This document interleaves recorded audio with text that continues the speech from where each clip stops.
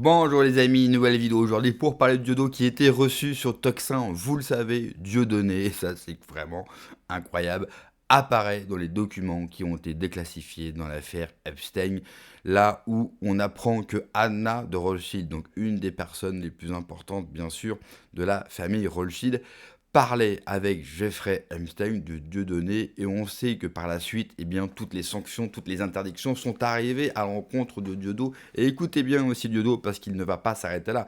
Forcément, avec de tels documents, il va bien sûr engager des poursuites. Il nous faut des réponses. Comment se fait-il que ces personnes-là parlent d'un humoriste français et puis qui dirige réellement, bien sûr, la France? Juste avant, bien sûr, d'écouter Diodo sur Tocsin, n'oubliez pas les amis, j'ai besoin de votre soutien. Donc le pouce, le commentaire, le partage, le boost, c'est extrêmement important.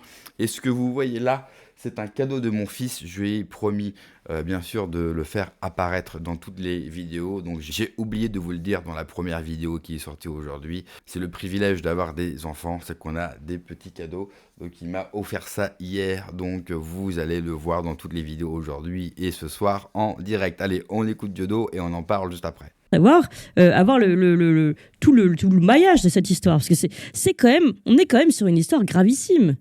Ah oui, c'est une ingérence insupportable. Et d'ailleurs, j'ai un de mes avocats qui a pris attache auprès du ministère de la Justice américaine pour approfondir l'enquête, pour en savoir un peu plus.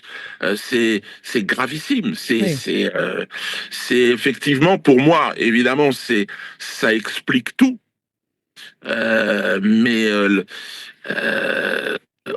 c'est tellement hallucinant et cet état de sidération. Alors, de toute façon, donc effectivement, vous l'avez dit, moi demain, je fais Alors, ça oui, un ok. live. Ouais. On va montrer l'affiche de votre live Dieudonné. Scandale à Epstein Dieudonné. C'est votre rendez-vous pour demain. C'est sur X, c'est ça, hein?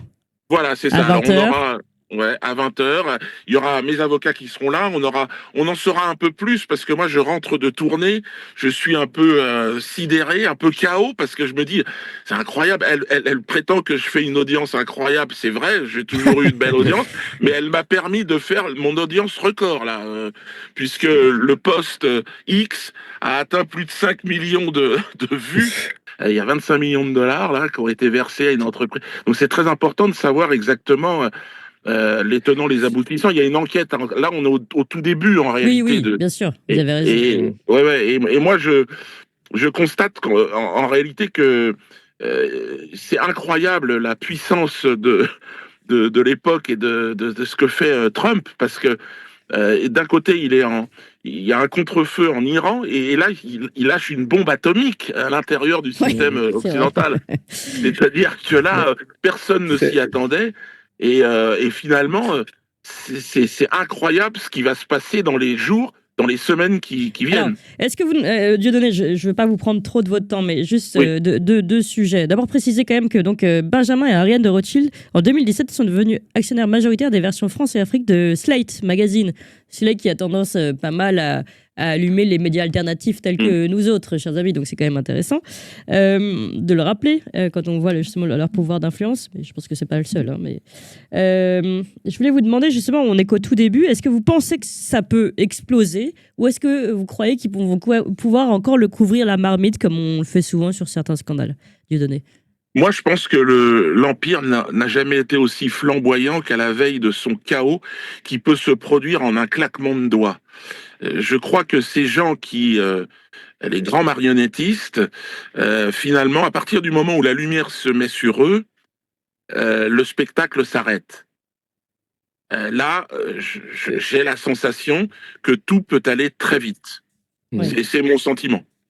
Oui, et puis la lumière, elle peut mettre on peut avoir la lumière sur des scènes absolument terribles. Je précise que là, dans les mails, on n'a qu'un tiers des mails, puisque finalement les autres, toutes les archives qui concernent des morts, des violences physiques ou des blessures ont été enlevées, soi-disant pour des histoires de protection. Voilà.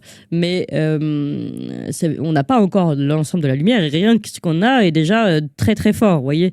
Donc Oui, Clémence, Ouais, si je peux, il y a un dossier énorme sur la corruption des élites, au-delà de l'aspect sexuel. Ce qui se passe en Grande-Bretagne avec Peter Mandelson, par exemple, est fou. Peter Mandelson, c'est l'équivalent de Bruno Le Maire, hein. Il était au ministère du Budget sous Tony Blair. C'est l'homme de main de Tony Blair pour faire le New Labour, ce macronisme britannique. Il échange avec Jeffrey Epstein la veille, le fait qu'il a fait démissionner Gordon Brown lorsqu'il était Premier ministre. Il échange des informations financières confidentielles, pareil, qui permettent à Jeffrey Epstein de faire des millions le lendemain. Tout ça est public, hein, a été publié par le DOJ. On a affaire à quelqu'un qui fait de la haute trahison, hein, pour des intérêts personnels, puisque derrière, il voulait bosser pour JP Morgan, la banque, etc.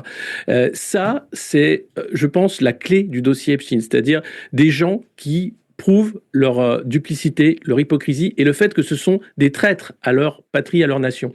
On a les mêmes à la maison, hein. Bruno Le Maire, au ministère des Finances, il n'a fait qu'augmenter la dette et vendre des entreprises françaises à des entreprises étrangères pour ensuite aller cachetonner au sein de sociétés de microélectronique ou maintenant chez Macro Consulting, qui est une boîte de conseil à New York, alors que lui reste à Paris.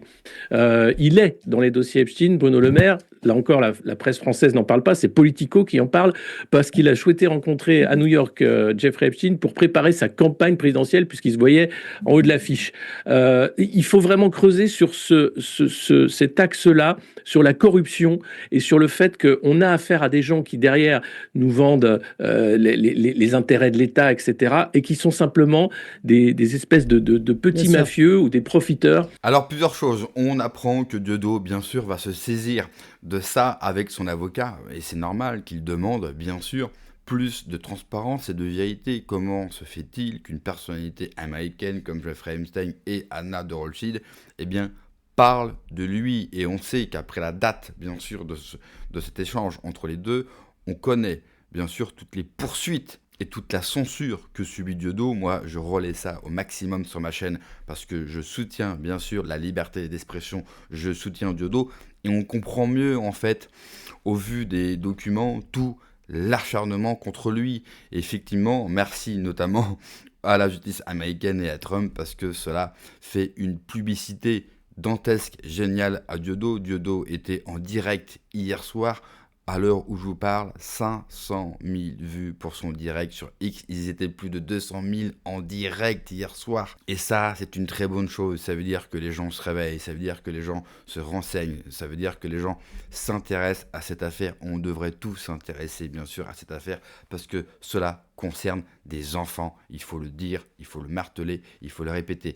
Je serai aussi d'accord avec Alexis Poulain, et c'est pour ça que je vous ai laissé, bien sûr, dans l'extrait, non seulement Dieudo, mais Alexis Poulain. Nous avons affaire à une mafia qui se comporte comme telle. Effectivement, on comprend mieux pourquoi des gens comme Bruno Le Maire ou toute la classe politique française en France ou les autres classes politiques en Occident vendent leur pays à la découpe parce qu'ils sont tout simplement tenus. Et on voit aussi dans les documents qui ont été déclassifiés la porosité, bien sûr, entre notre personnel politique, entre nos élites, et je mets d'énormes guillemets, bien sûr, et les banques et les banquiers et le pouvoir des banques. Là aussi, on nous traitait de complotistes parce que nous, on explique, bien sûr, que les banques tiennent le monde, que nos hommes politiques sont corrompus, n'ont plus aucun pouvoir. Dans les mails qui ont été déclassifiés, c'est écrit noir sur blanc, nous avons des hommes politiques et Jeffrey Epstein qui échangent des informations qui devraient être tout simplement secret défense. On voit aussi toute la manipulation financière. Ils parlent de la crise sanitaire que nous avons eue il y a 5 ans. Ils en parlent dès 2008. Vous vous rendez compte? On se rend compte que tout a été planifié. On se rend compte que nous vivons dans un complot éternel et que nous, complotistes, nous avons eu raison encore une fois sur tout. Il faut absolument, nous, en France, se saisir de ce dossier et ne rien lâcher. Et quand je vois la droite française qui fuit ce dossier, mais alors à une vitesse vous ne pouvez même pas imaginer, quand je vois les tweets de Julien Rochdy, de Faure, Conversano et du reste de cette droite qui considère qu'il n'y a pas d'affaire, qui considère que ce n'est qu'un dossier de prostitution. Non, on n'a pas affaire à des gens qui payent des prostituées majeures, nous avons affaire à de la traite humaine d'enfants, de petits-enfants, de sacrifices, de pédophilie, ça n'a rien à voir avec ça. Et au moment où je tourne cette vidéo, Julien Rochdy bien sûr, en bon droitard, s'est victimisé parce qu'il reçoit bien sûr des messages qui sont extrêmement méchants sur les réseaux sociaux. Et vous savez quoi? C'est bien fait pour lui. Oui, il ne faut pas harceler, n'envoyez pas des messages d'insultes à Julien Rochdy. Julien Rochdy est un imbécile. Julien Rochdy est creux comme une grande partie de la droite française. Et lui ne doit que son importance qu'à son physique. Ça me rappelle Emmanuel Macron. En tout cas, ça me rappelle les électeurs d'Emmanuel Macron qui avaient voté pour lui parce qu'il était jeune et parce qu'il était beau. Julien Rochdy, c'est la même chose. Nous, on doit se concentrer sur cette affaire. On doit continuer, bien sûr, à révéler, à traduire, à travailler, à partager pour que cela éclabousse le maximum de gens et que tous les gens qui soient mêlés à cette affaire doivent répondre absolument de leurs crimes. Merci d'avoir regardé la vidéo, les amis. N'oubliez pas, j'ai besoin de votre soutien. Alors, on s'abonne, le pouce, le commentaire, le partage, le boost, c'est extrêmement important pour le référencement de la vidéo. Et je remercie encore une fois mon fils pour ce merveilleux cadeau. Prenez soin de vous, que Dieu vous protège. Allez, ciao.